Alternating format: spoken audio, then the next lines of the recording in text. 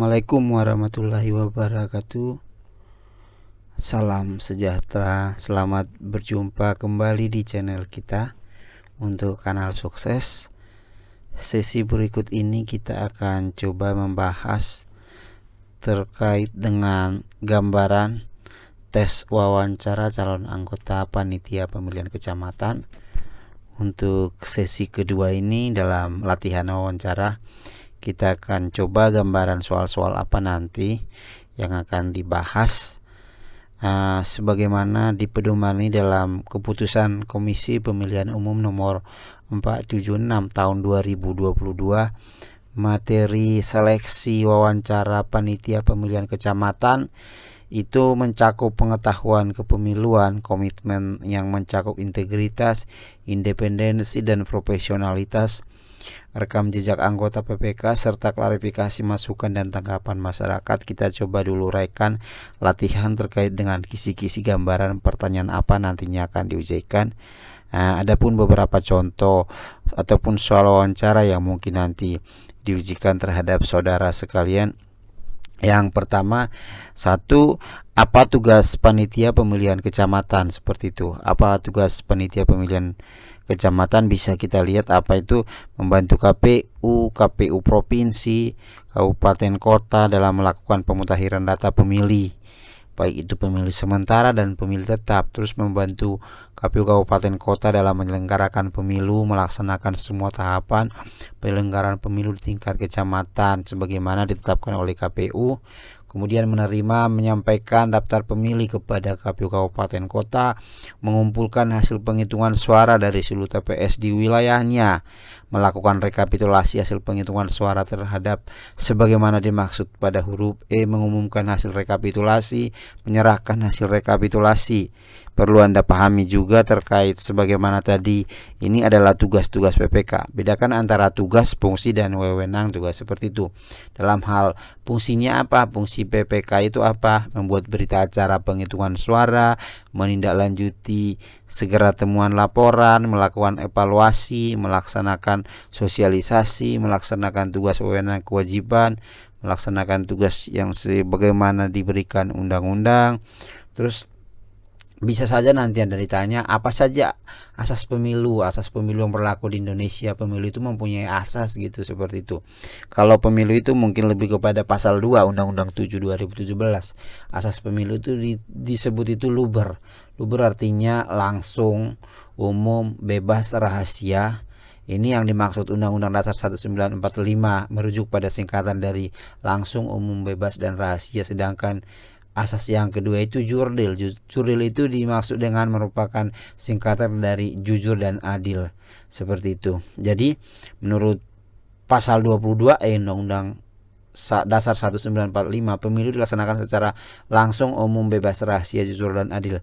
Berarti secara luber dan jurdil ini Anda harus pahami nanti ketika diwawancarai. Kemudian apa yang dimaksud dengan pemilu? Seperti itu. Pemilu adalah selanjutnya disebut sarana kedaulatan rakyat untuk memilih anggota. Bisa dicek nanti di Undang-Undang nomor 7 tahun 2017 apa itu pemilu, seperti itu.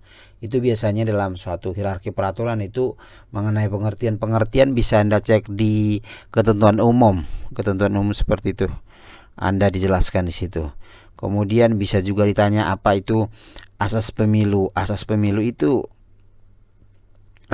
sebagaimana ketentuan Undang-Undang 7 2017 bab 2 dilaksanakan secara luber dan jurdil seperti kita sampaikan tadi di pembahasan sebelumnya. Inilah kemudian prinsip pemilu, prinsip penyelenggaraan pemilu itu bagaimana. Jadi seorang penyelenggara pemilu itu harus sebagaimana dalam pasal 3 Undang-Undang 7 2017 harus memegang teguh beberapa prinsip. Prinsip itu mulai dari apa, dia harus bersifat mandiri, jujur, adil, berkepastian hukum, tertib, terbuka, proporsional, profesional, akuntabel, efektif, dan efisien. Anda perlu pahami, bedakan antara asas pemilu dan prinsip penyelenggara pemilu. Ini prinsip penyelenggara pemilu.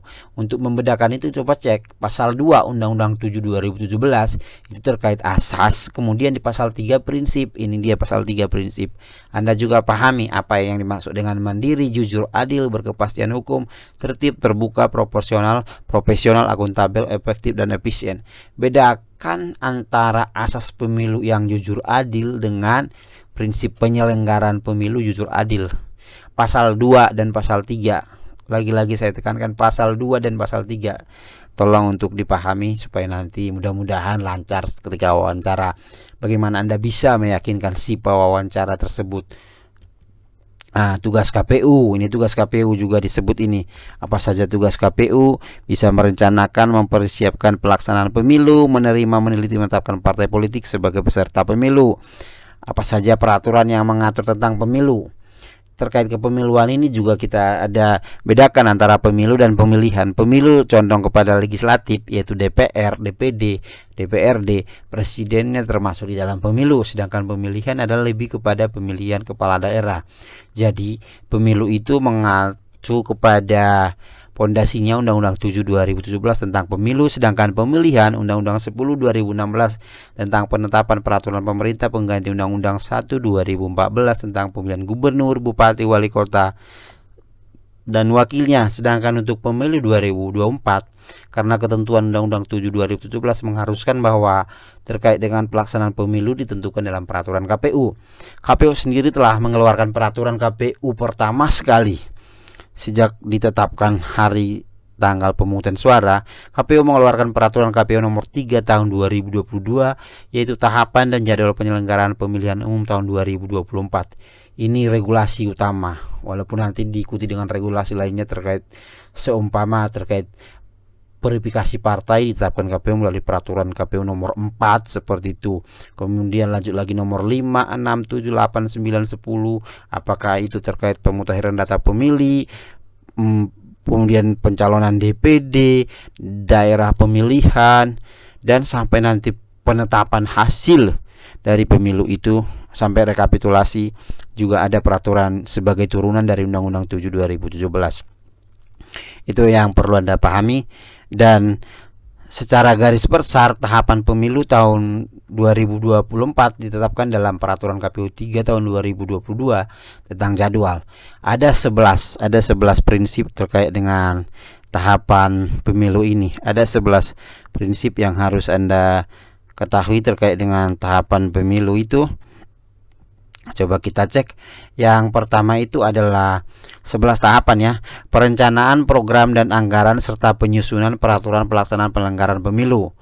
Ini tahapan yang pertama. Yang kedua, pemutakhiran data pemilih. 11 tadi saya sebutkan. Yang 3, pendaftaran dan verifikasi partai politik peserta pemilu. 4, penetapan peserta pemilu. Yang kelima, penetapan jumlah kursi dan daerah pemilihan. Kemudian yang kelima, kita lihat pencalonan dalam hal ini presiden, wakil presiden, DPR, DPD. Yang ke-6, yang ke-7 masa kampanye, 8 masa tenang, 9 pemungutan penghitungan suara, 10 penetapan hasil pemilu, dan 11 pengucapan sumpah janji. Inilah 11 gambaran tahapan pemilu yang menjadi garis-garis besar yang dituangkan dalam peraturan KPU 3 tahun 2022.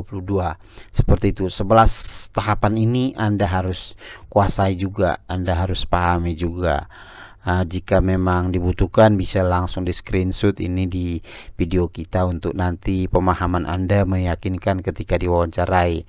Kemudian bisa juga nanti ditanyakan kapan pemilu atau pemungutan suara akan digelar untuk tahun 2024 maksudnya. Untuk tahun 2024 dilaksanakan dua event kepemiluan. Yang pertama, untuk pemilu tanggal 14 Februari 2024 ini memilih anggota DPR, DPD, DPRD kabupaten, DPRD provinsi, dan memilih presiden dan wakil presiden. Itu dilaksanakan 14 Februari. Sedangkan 27 November 2024 juga dilaksanakan pemilihan. Pemilihan dilaksanakan untuk memilih gubernur, wakil gubernur, wakilnya, bupati, wakil bupati, dan wali kota dan wakil wali kota. Jadi ini tadi yang saya sebutkan tadi, pemilu ini cantolannya Undang-Undang 7 2017, pemilihan cantolannya Undang-Undang nomor 10 2016. Secara garis besarnya ya. Terus bisa saja nanti Anda ditanya kapan pemilu digelar pertama sekali di Indonesia, pada masa kepemimpinan siapa. Bisa Anda melihat di referensi seperti di Google gitu. Dimulai tahun 1955 untuk memilih anggota DPR dan konstituante. Juga ini di bawah pemerintahan Perdana Menteri Ali Sastro Amijoyo. Ingat, pemilu pertama digelar 1955. Untuk lebih detail bisa dicek di referensinya seperti di Google seperti itu. Kemudian kapan pemilu secara langsung? Catat secara langsung kapan yang sudah pernah dilaksanakan di Indonesia. Bisa Anda lihat dimulai 2024, 2009, 2014 dan 2019. Ini juga Anda perlu, bisa Anda juga nanti catat termasuk partai-partai apa saja di sini, apa partainya, partai yang berlangsung, siapa pemenangnya, peraih suara terbanyak, bagaimana dengan presiden dan wakil, siapa yang duduk, siapa pasangannya, seperti itu. Bisa Anda pahami, cari di referensi seperti itu. Atau bahkan di soal-soal kita sebelumnya, di video-video pembahasan soal untuk CAT sudah saya sampaikan. Ini yang harus Anda pahami, rezim pemilu yang sudah dilaksanakan oleh Indonesia. Kemudian lagi nanti mungkin itu untuk sesi kali ini, bisa Anda lebih berlatih lagi. Semoga sukses bagi Anda semua nantinya, khususnya dalam mengikuti tes wawancara. Sukses untuk Anda semua. Demikian video kali ini. Assalamualaikum warahmatullahi wabarakatuh.